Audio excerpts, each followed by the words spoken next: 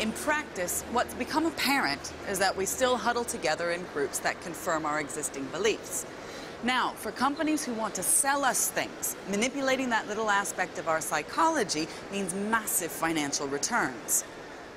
Some of the chance and some of the spontaneity has to be ironed out of the system for it to work. I mean, it's not a randomizer. I mean, it's doing something very deliberate. It's doing a kind of collaborative filtering, as it was called early on, and it's finding patterns, and it's trying to use those patterns to sell you something. Recommendation engines are very good at figuring out what people like me would do and telling me what that is. So I can then find out what people like me do.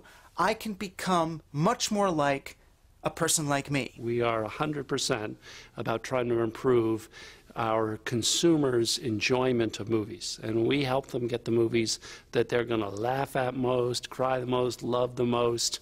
It's all about pleasing the consumer. And if that narrows, that's fine. If that broadens, that's fine. Recommendation engines, by telling me what people like me do and encouraging me to be like a person like me, they help me to become more prototypically one of my kind of person. And the more like one of my kind of person I become, the less me I am, and the more I am a demographic type.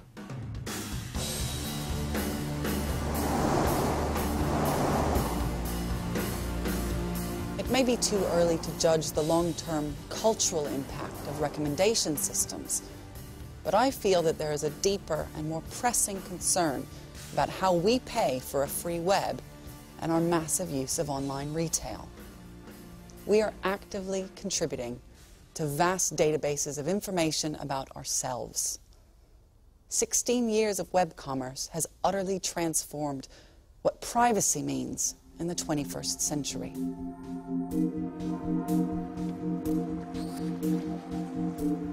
Wind beneath my wings. 60 single men. Fear that spouse contemplating cheating. How to kill oneself by natural gas.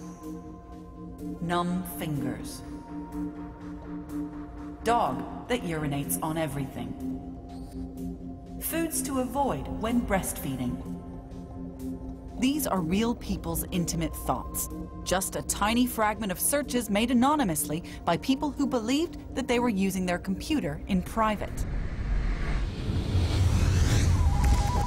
In 2006, the American computer giant AOL released a file containing every search made by 650,000 of their users over the previous 3 months.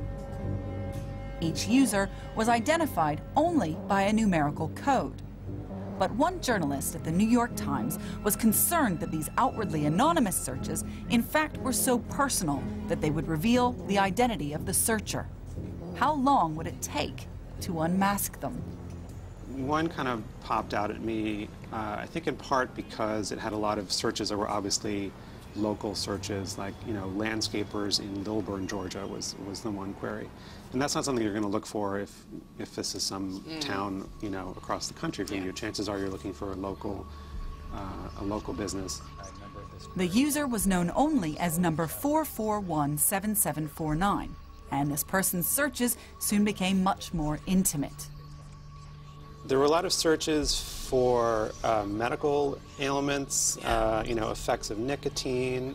There were some things about depression, paranoia, a whole bunch about paranoia. You know, we sort of thought this was maybe an older, lonely man with a lot of health problems.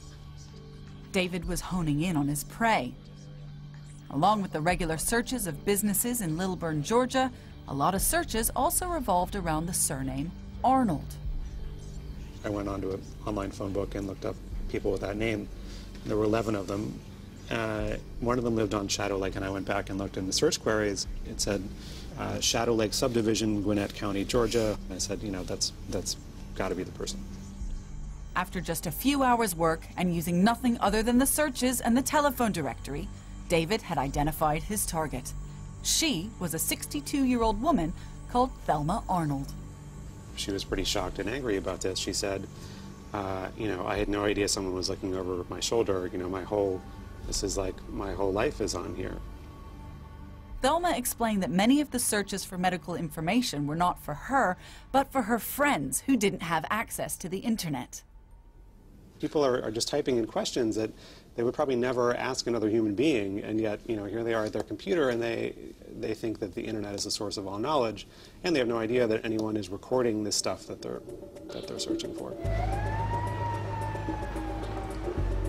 Think back to the search terms that you've stuck into the search engines over the past week or so. It's likely that you can't remember most of them. But as the AOL story shows us, it's these incidentals that, when pieced together, can give us a surprisingly revealing picture about who we are. There are so many things that people do on the web now which are very, very intimate. In a way, if you know what somebody's browsing on the web, you find out whether somebody is gay and wondering about coming out, looking at other people's stories.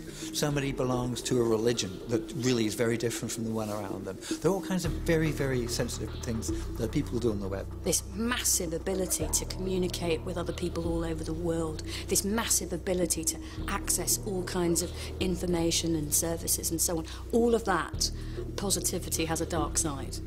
And the darker side of the web, to some extent, includes the ability of those behind the screen, those who are providing this space for you to monitor you. The average person seems very pragmatic about it. As long as it works, and as long as all the laws are followed, they seem perfectly happy to share personal information to make their experience better.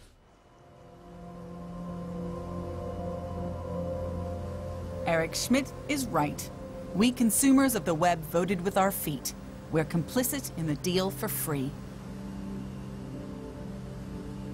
Our complacency is illustrated by a little-known but quite revealing slice of web history.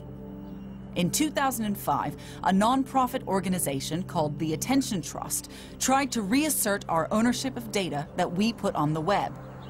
It sounds like a no-brainer, doesn't it? The kind of thing that would be taken up by millions. I went to meet one of the founders, Seth Goldstein, to find out what happened.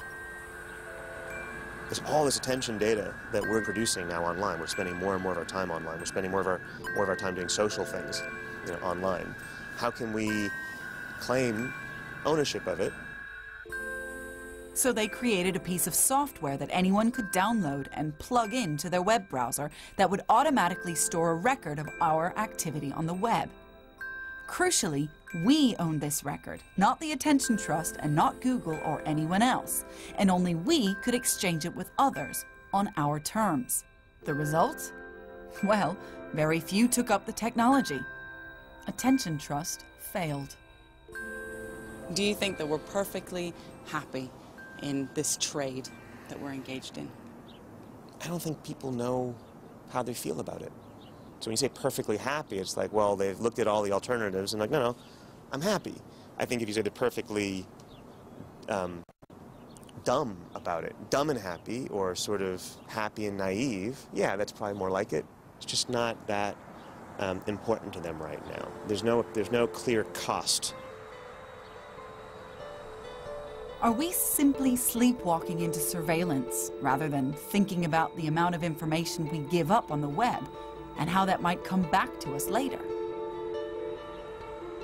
There are a lot of sort of social critics who say this is exactly how you devolve into, you know, a fascist state or a socialist state or a dictatorship, which is you invite it in and ignore the consequences, and all of a sudden it's 1984, you know?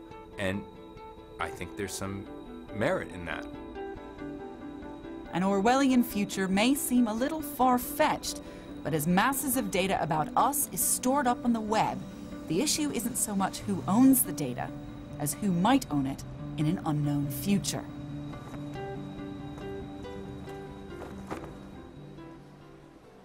Dana Boyd is a sociologist at Harvard University who believes there are lessons from history in how data collected today can have unintended consequences tomorrow.